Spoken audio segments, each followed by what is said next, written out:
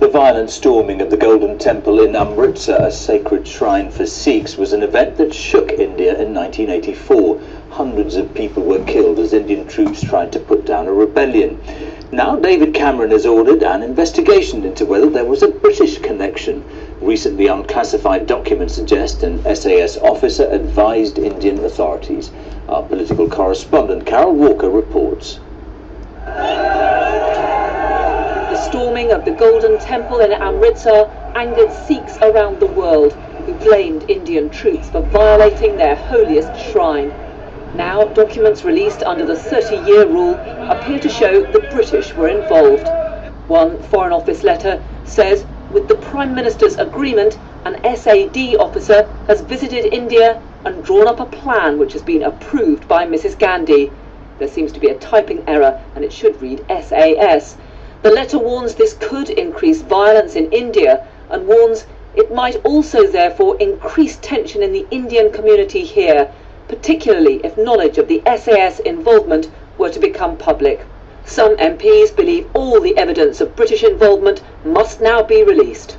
I think there are further documentations. I think what we want is a full, candid disclosure of all documentation and a proper examination so that we can get to the bottom of exactly what happened here. Even after 30 years, Sikhs here in Britain want to know the truth about what happened at Amritsar.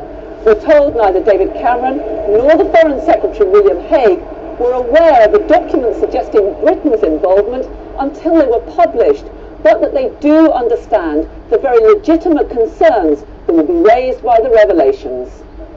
At the largest Sikh temple outside India, in Southall, West London, a community leader welcomed the Prime Minister's decision to ask the Cabinet Secretary to investigate.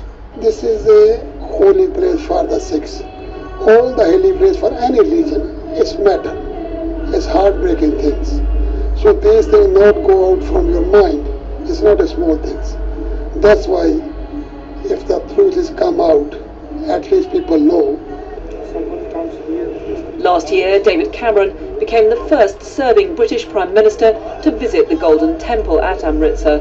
He's keen to focus on the historic and cultural ties with Sikhs, but now he's under pressure to uncover more about Britain's role in an event which is seared into their history.